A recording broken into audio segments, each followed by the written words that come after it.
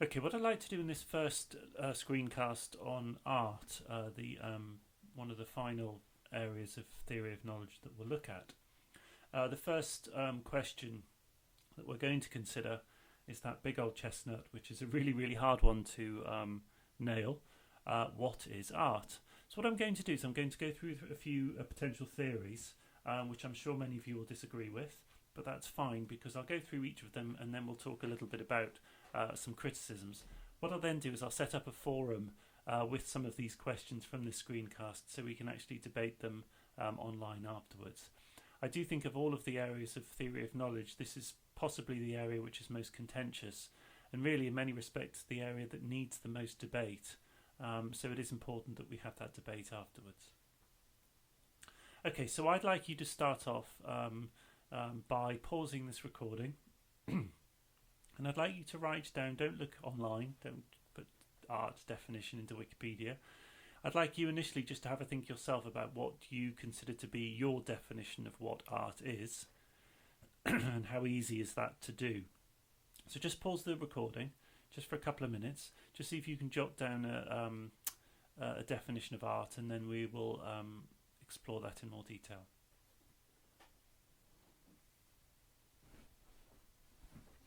Okay, so can we define art? Well, one thing that we could potentially say is the idea of art needing to be man-made. That in order for art to be art, it's something that people have an intention of making. There's an intentionality in art. Okay, that something like the Grand Canyon, it's a very beautiful thing. Can we say that the Grand Canyon is art? I suppose if you were bringing God into it from a religious perspective, which we will do later after we've been through, and we'll look at ethics and religion, we could say there is a natural beauty in the world, and some people would argue that that natural beauty could be an attribute of God. It could be God that's making it beautiful, and therefore the whole world is part of God's artistic creation. But for the sake of the sort of more conventional notion of art that we're talking about, I think one thing that we can say is that art is is something to do with an intentional process that's made by people. But are there other criteria? Well, let's have a think about whether there are other potential criteria that we can go through. Okay, so what I'm going to do is go through these three criteria.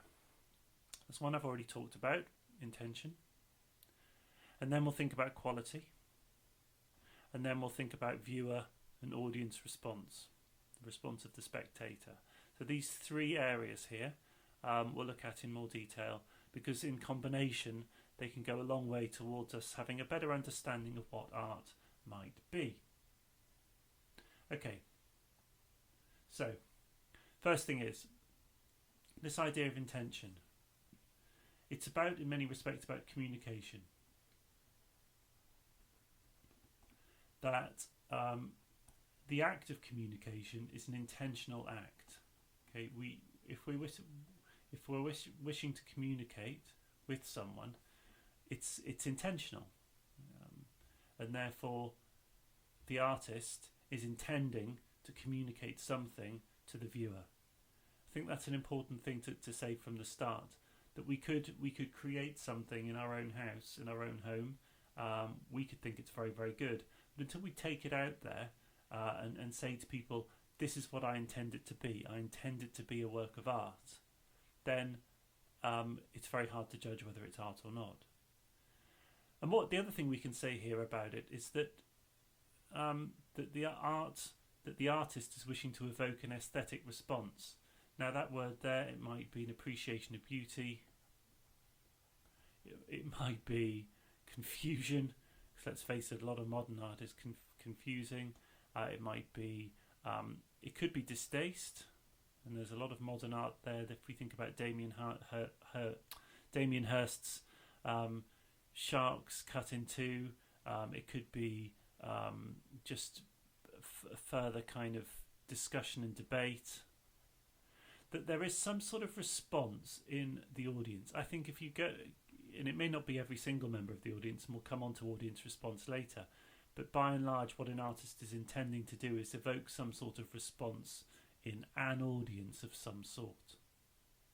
The other thing we could say about art is that it's not really made with any practical end in mind. That artists don't create something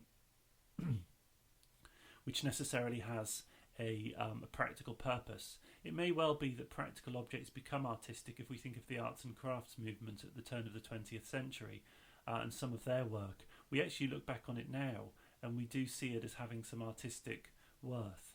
But a pure piece of art, we could say, and I'm qualifying myself here because, again, I'm not necessarily expecting you to agree with this. We're talking about intention here. It could be that they're only really creating the piece of art to please or provoke the viewer.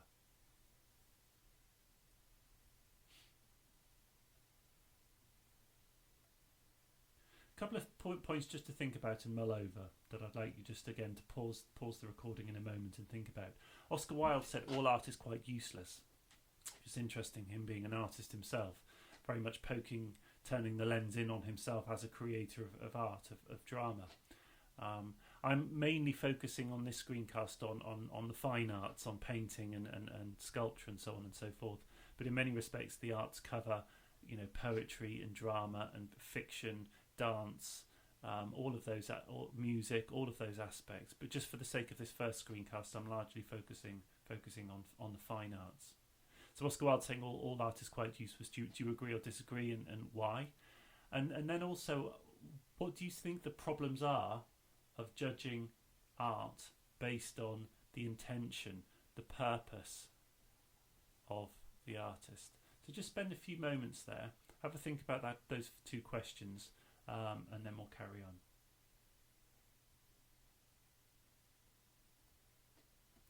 Okay, so an obvious criticism of what we call the intention criteria. And it's a question we can ask the artist or ask ourselves. Just because I intend something to be art, does it make it art? If I was to draw a picture here, look, here we are, there's my picture, and there it is, and there we are, look.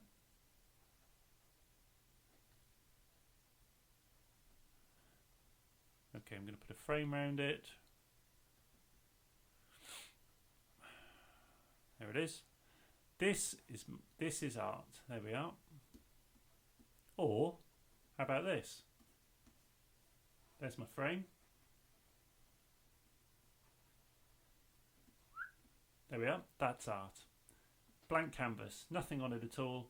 Just a picture frame. Or this area here is art. Nothing at all. Not even a picture frame. I'm intending that to be art. I want this. I want this area up here to be art. Does it make it art just because I decide?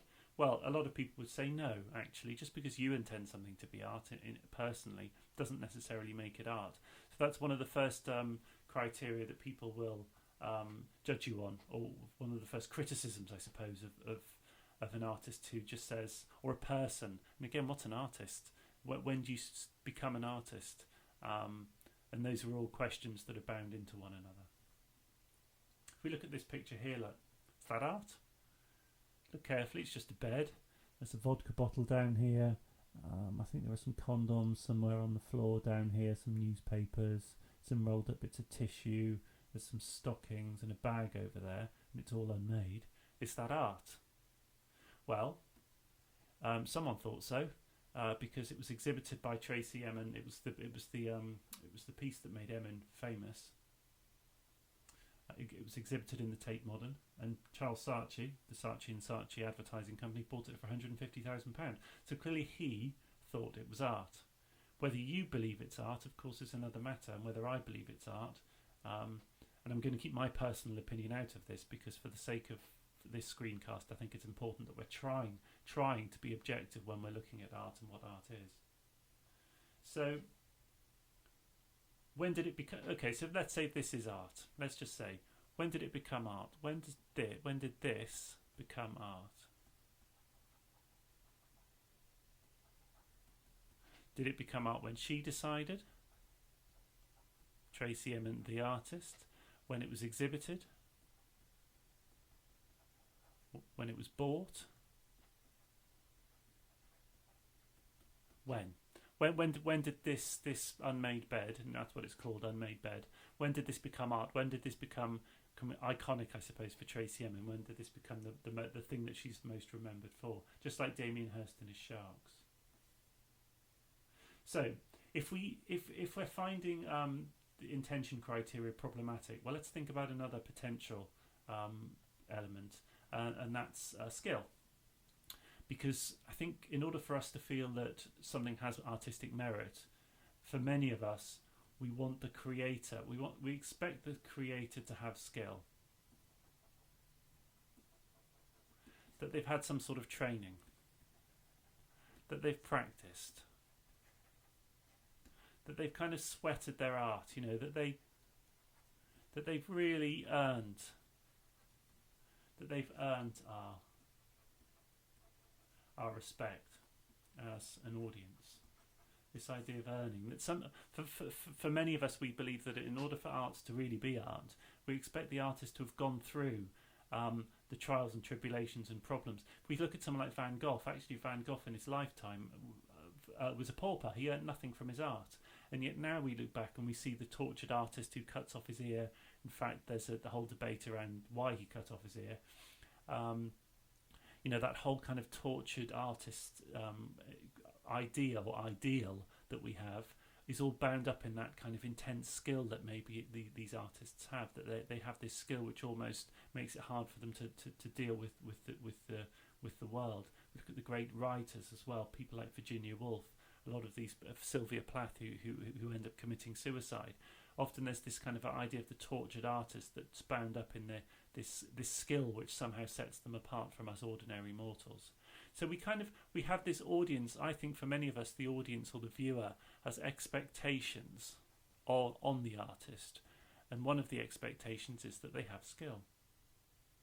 If they don't have talent, if they don't have training, then sometimes it's hard for us to believe that they are actually artists.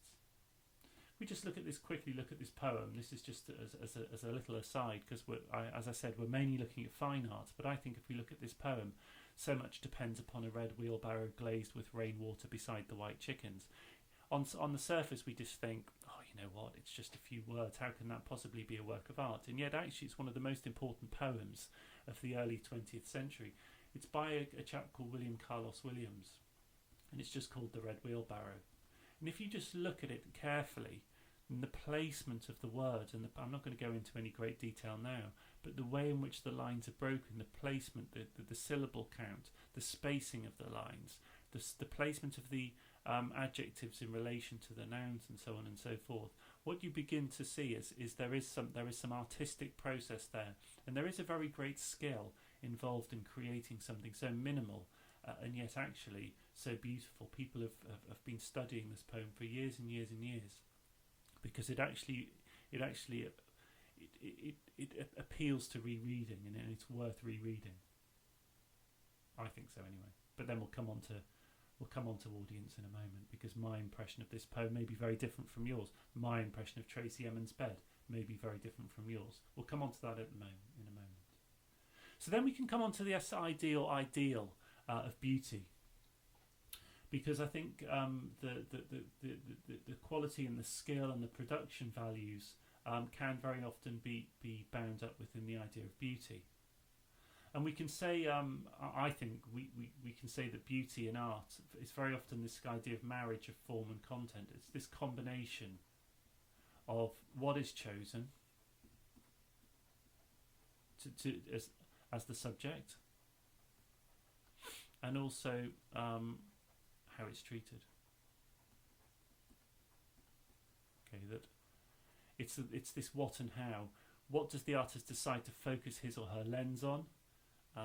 Whether that be the paintbrush, the canvas, the camera, and so on and so forth. The pen, if it's poetry or writing, and then how is it treated? How is that subject treated? So the content being the objects themselves, and form of things like structure, symmetry, balance, unity. What is it that makes that content beautiful? And of course, the problem here is it's the idea of beauty is deeply problematic.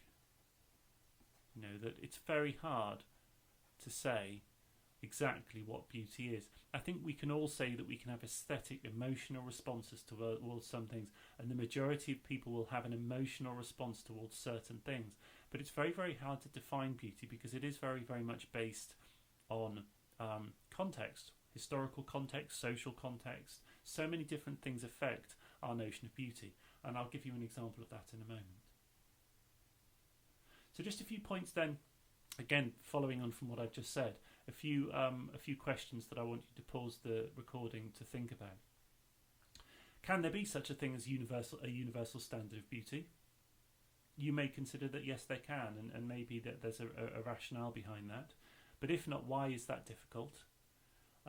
Can art reveal as beautiful something that has not been seen as beautiful before? And can you think of examples? And then, can disturbing, ugly things, disgusting things be great works of art? So just pause the recording. Again, spend a few moments jotting down some notes, and then I'll carry on.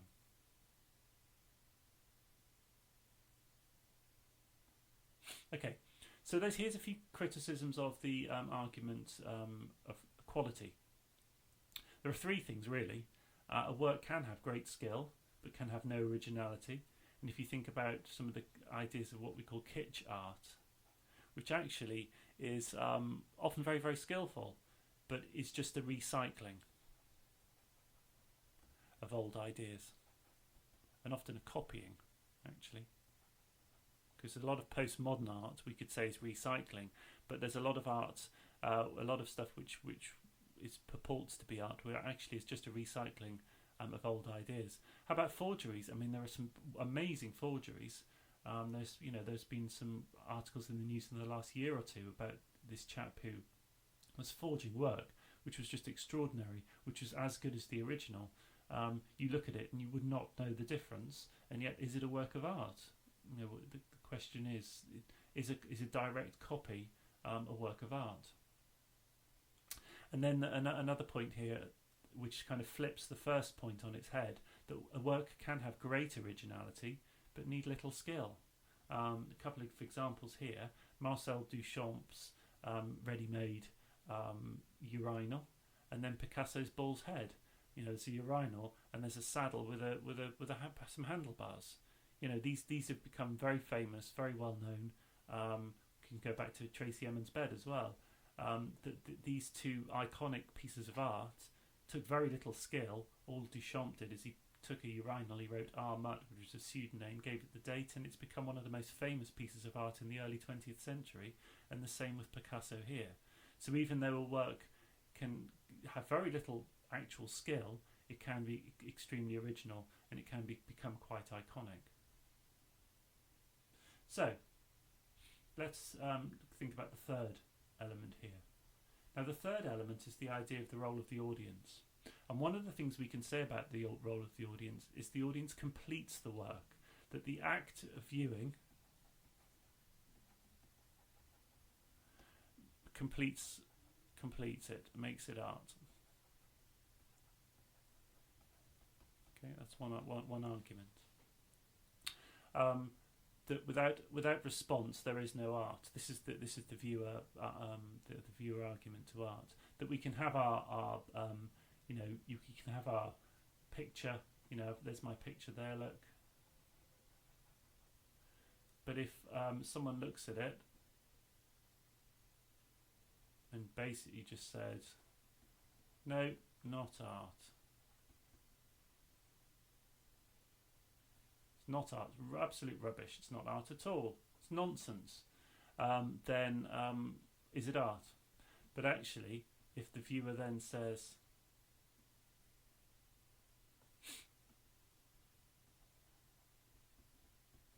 all of a sudden you've got a Ben Nicholson on your hand. Ben Nicholson, very famous minimal artist, who was very well known for creating pieces of work which had virtually nothing on the canvas at all.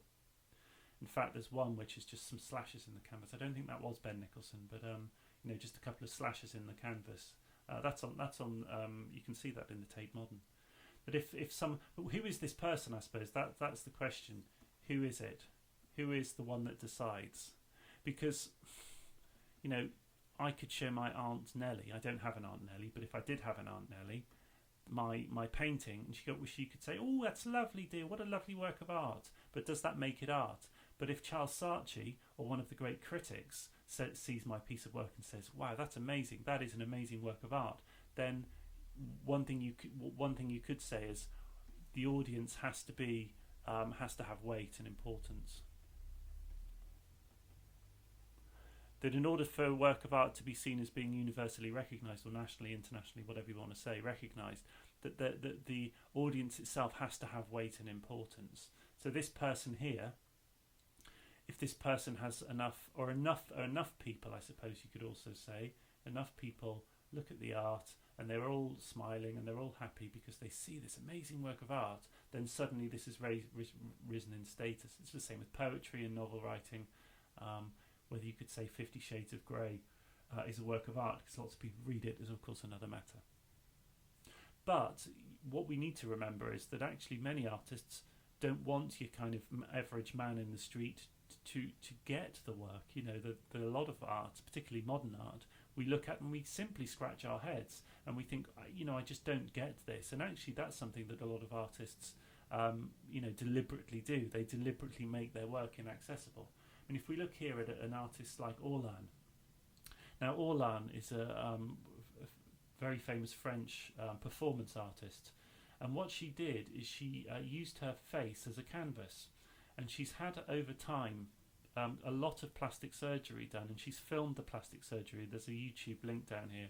If you've got a strong stomach, you can watch it, or just put Orlan into YouTube, because it shows the process of her having this plastic surgery. She had these implants in her forehead, which are supposed to make her look like the Mona Lisa, and she had her hair surgically pushed backwards to kind of mirror the sort of Baroque look from the sort of 15th and 16th centuries.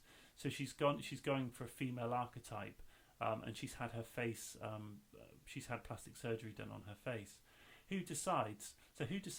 You could look at her, and you could just say she's mad.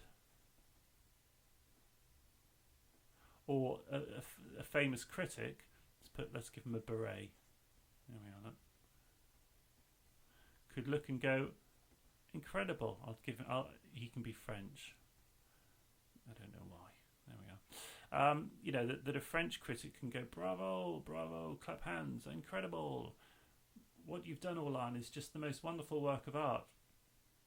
Who decides? Well, probably the fact she's one of the most famous performance artists in the history of art. And any of you who go on to study art at university, if you haven't heard of her, you will, because she's iconic in performance art. She's one of the ones that started the whole performance art movement off. She's studied and she's analysed because she's become this icon of feminist performance art. Personally, I'm more in this category, but there we are. So, just to summarise then, what is art? Okay, well, maybe something as simple as art is what is found in an art gallery and treated by critics as a work of art. Maybe we can be as simple as that. That it's the critics who decide, and then there's the linking it into an art gallery, and that maybe that's a definition. We could also maybe say that anything can be looked at from an aesthetic point of view, but does it make it art?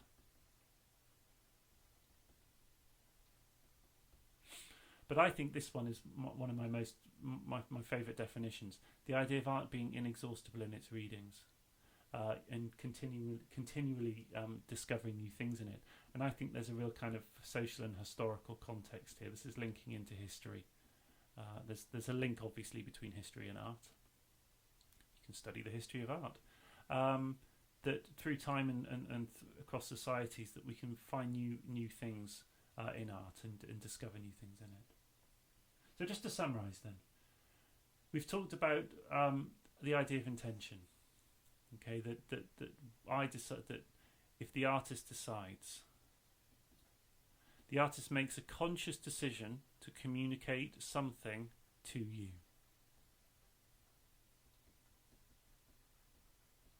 So that's the first thing. The second thing is the quality. that it's the idea of our expectation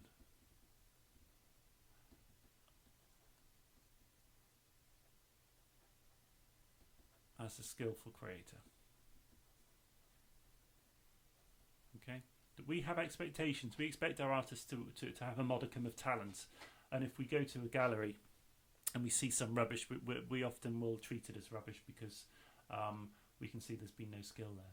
And then the final one here is the response of the viewer. And that viewer really needs to have weight. And often the viewer we'll see as being the important viewer, that you know, that there are levels of importance here, and so on and so forth. So that'll do for now. In the next screencast, what I'll do is I'll look at the process of creating art itself.